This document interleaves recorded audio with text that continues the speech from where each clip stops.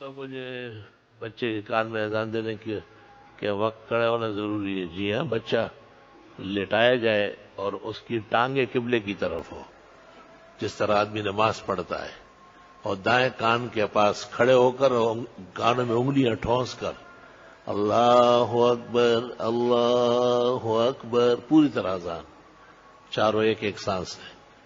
پھر اشہد ان لا الہ الا اللہ، اشہد ان لا الہ الا اللہ، اشہد ان محمد رسول اللہ، اشہد ان محمد رسول اللہ.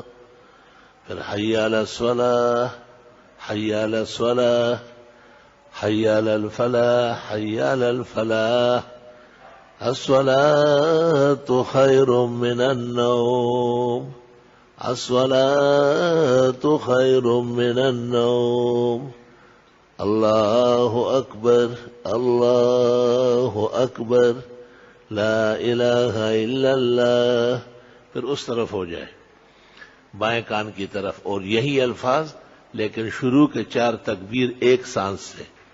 اقامت کا سنت طریقہ اللہ اکبر اللہ اکبر اللہ اکبر اللہ اکبر، پھر 2 ایک سانس سے.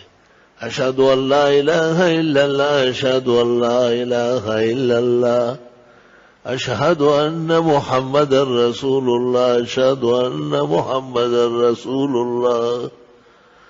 2 حی علی الصلاۃ، حی علی الصلاۃ، حی علی الفلاح، حی علی الفلاح، قد قامت الصلاۃ، قد قامت الصلاۃ.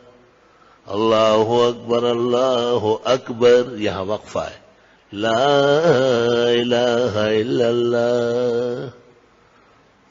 اب بھی تم نہ سیکھو تو پھر رسول نبی کریم